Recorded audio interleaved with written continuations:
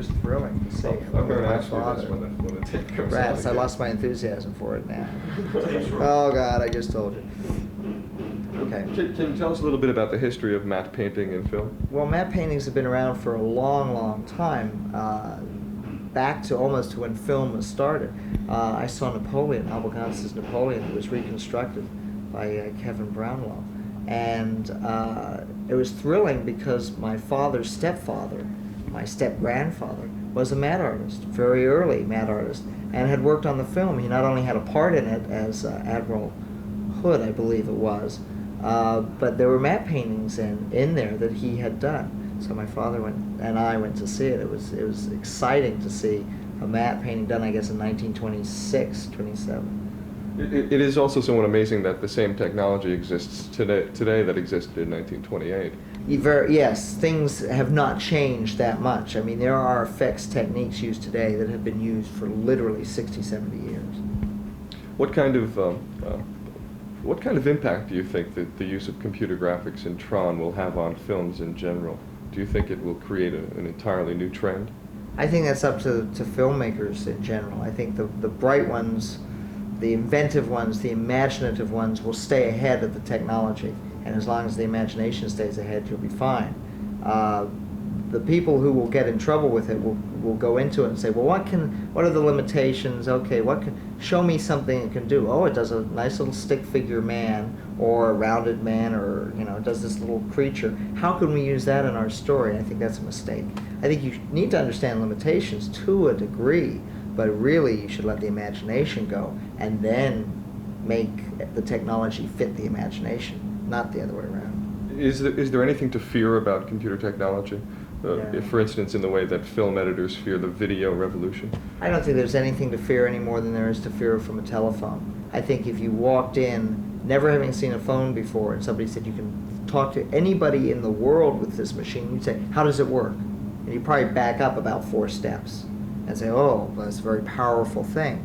And the fear is in the lack of understanding. Once you understand it, not in a technical sense, but exactly what it can do, what it can't do, and where it fits in your life, then I pick up a telephone, I don't think how it works. I just think, get me the damn number, in a hurry. And you start to take it for granted. And I think the same thing will happen with computers. In a few years, we'll accept them as part of our life. Have you and Mr. Lisberger sat down and predicted or tried to figure out what the future of computer graphics in film will be, how far it can take us?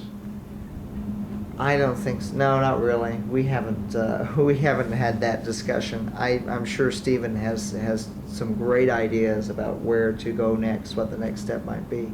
I really haven't had a traumatic enough childhood to create great art, I guess.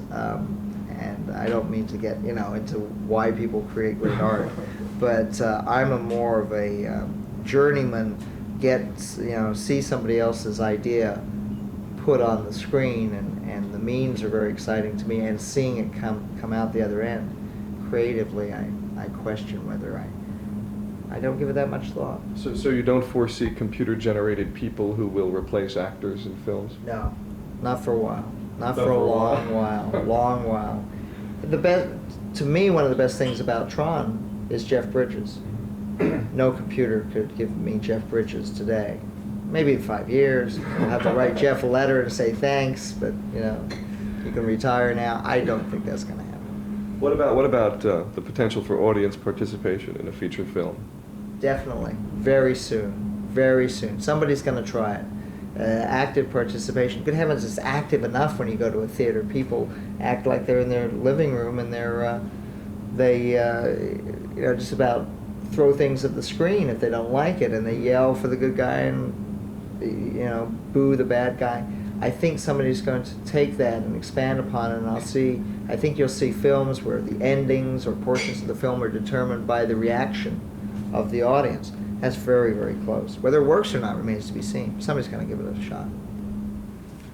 Then I guess Brave New World will have been correct in its prediction of feelies. Yes, you will have feelies very shortly. People might not like them. Films have existed in their present format for many, many years. They have seen novelties come and go.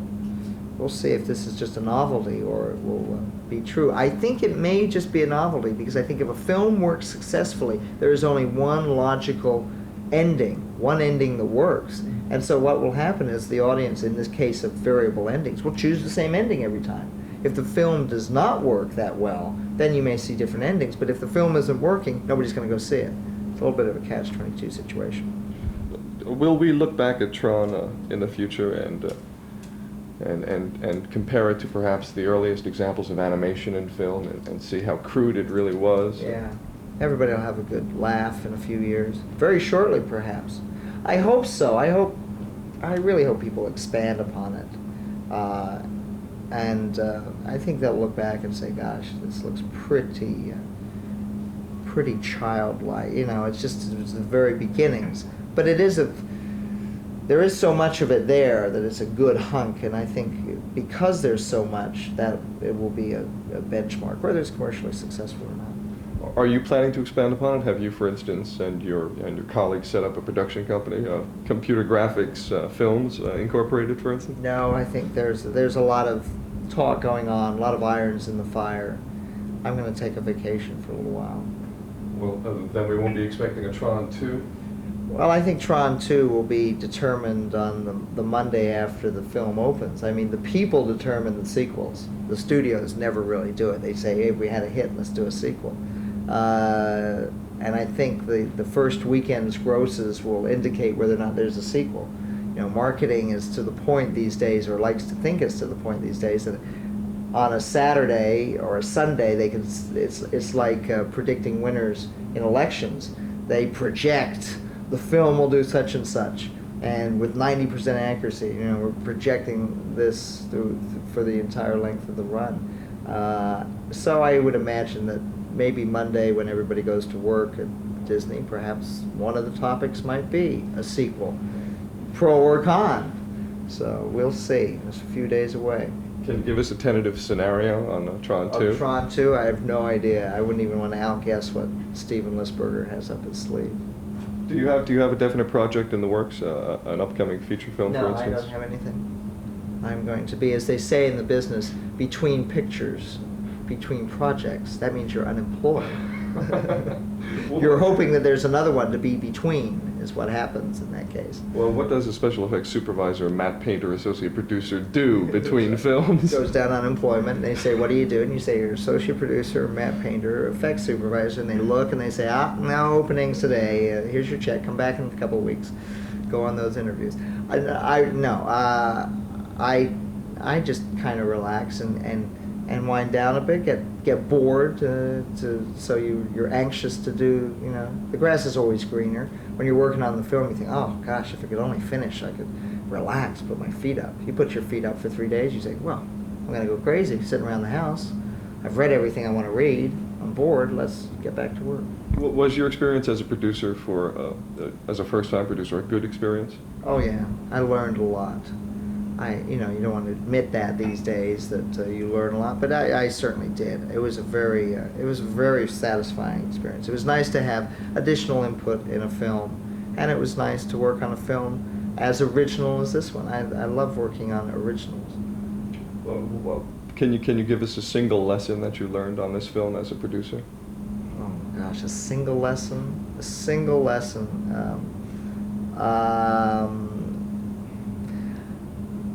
I can't think. There were so many lessons to learn. I mean, it was. It made my share of mistakes. Thought some things would work that didn't work. I think the biggest lesson is that if you're going to be successful, and I indicated this earlier, you've really got to hire and surround yourself with good people.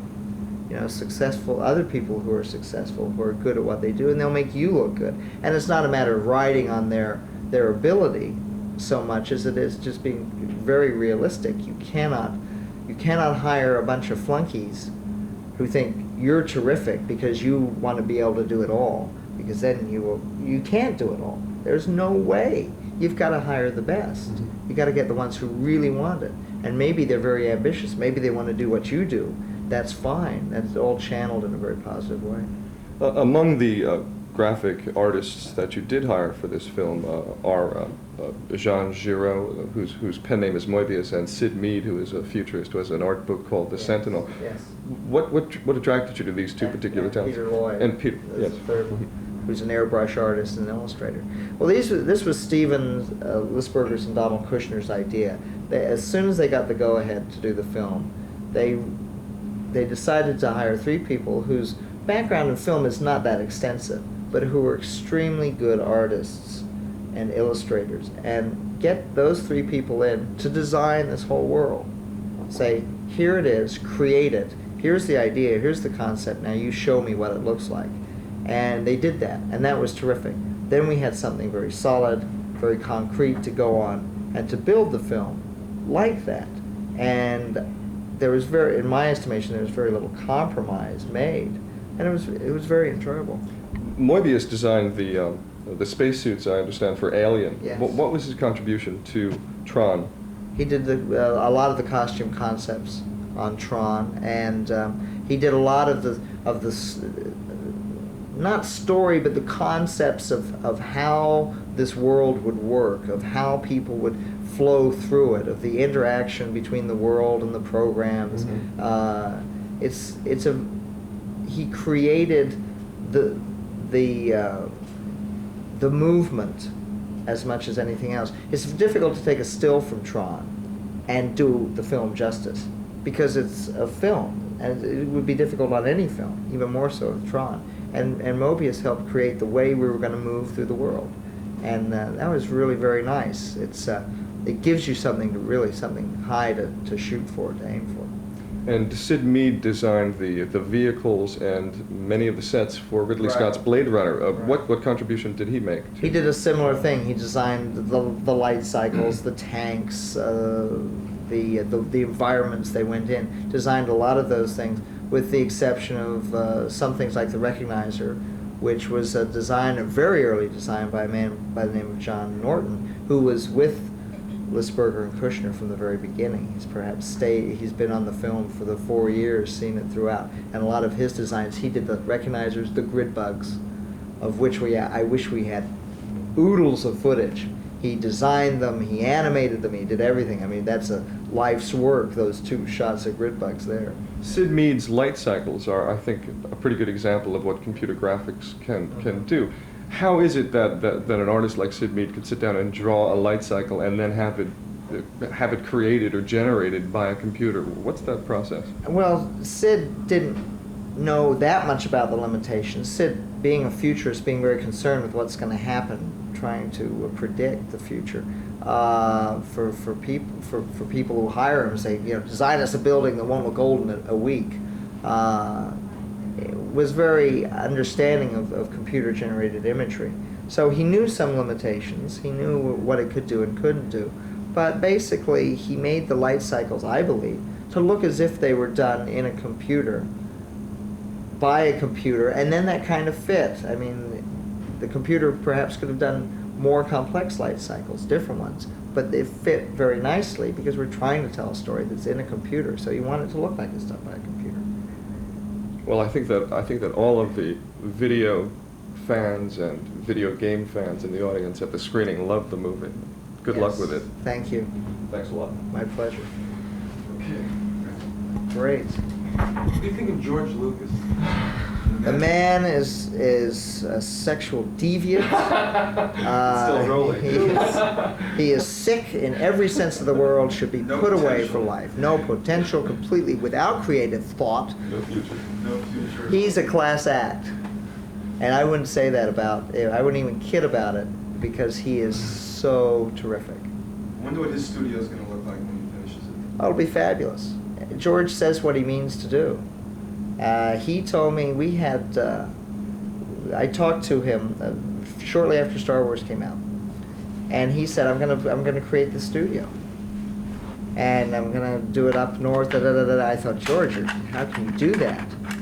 How can you come up with those ideas and put them to work? It's gonna cost you millions. It's a nice dream, and I was a little doubtful. Silly me, but I mean, he does what he says he's gonna do. He's very good. I wish there were many people like George in the industry, because we'd have a lot of good films to see. So he's been terrific. He must have shown a lot of interest in the computer graphics technology. Well, he's created Sprocket systems to build graphics, the computer house himself from the ground up. Right now, they're going to suffer because they're starting and everybody else is out here and they're back here. But they're going to catch up. And he's doing in a year and a half. interactive with Atari, someone said? Yes, he just signed a thing with Atari. Oh yeah, if somebody might do an active audience film, it may come from George.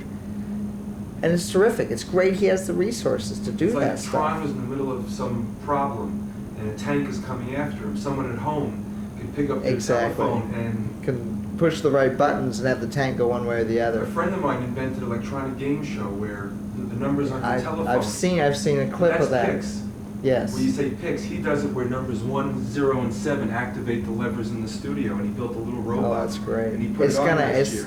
It's coming. I mean, it's gonna be here so soon. That's why we got into video.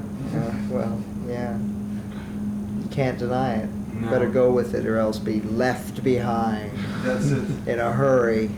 Are you going to be here until Monday to? Now, to tell you which way it's gonna go, give me a call. I'll be in Hawaii on Monday. Oh, really? Yeah.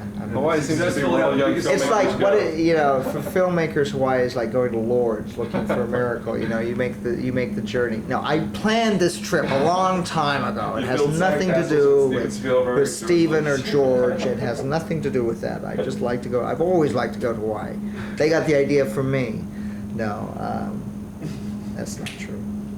I know, and every time now anybody says, well, I'm going to Hawaii, everybody goes, oh yeah, sure, you're gonna look for it's like Raiders of the Lost Sandcastle, you're gonna look for the sandcastle, I know, start building and calling back and seeing what the returns are. Have you ever had an exhibit of your matte paintings? I know your father's They'd works be put on real, exhibit. yeah, they'd be pretty dull.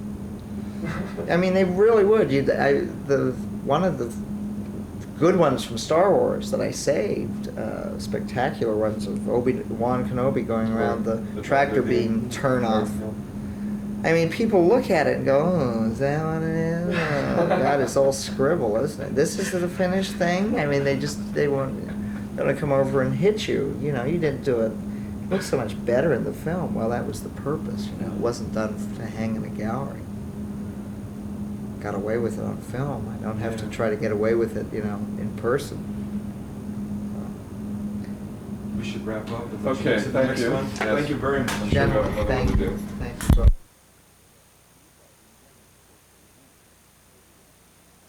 Never work in this business again. I interviewed Harrison Ford last week, and he said the same He thing. did. He told you about the little children, did he? Oh, Oh, he didn't even Get my suspect that camera there's set some up. sordid foundation tale. here. It's sordid. Oh, You want to do your opening disgusting. quickly? Not Yeah, it's now. not It'll take too long, yeah. Yeah. Okay. I'll do a pickup at Let me home. see what the, And right, I'm not dressed for it. I look like I'm there since 4 a.m. So what were you doing last night? Writing up an interview I did with Ralph Bottin, the guy who did the special effects for the thing. Oh, tell him about Book of the Dead. Book of the Dead. He worked on a horror film that is really gross. Book of the Dead? I can't wait for you to Evil see Dead. Who directed it? It was produced independently out of Detroit. I need, Look at the dead. these guys are Great good. thing. They give Well, it us was one changed for to the Evil Dead. 90 He seconds. said he couldn't sell Book of the Dead. Tell us about the film. Why it's so tight. Well, what's my Oh, we've got a half-hour show. We got 30 seconds. Let's do, put a little clip over what you're talking about. Yeah. Let's do. Okay, now that the tapes are off, What was it? when do I get an answer about Watcher in the Woods? Whatever happened to that fascinating sequence? Why don't you ask? I don't want to talk about it. Oh, you mean you are the one who knows? Oh, Speak. No, no. Watching the Woods. Hey, I failed. What can I tell you? I spent $1 million in the studio's money and I failed. Look better than it looked before.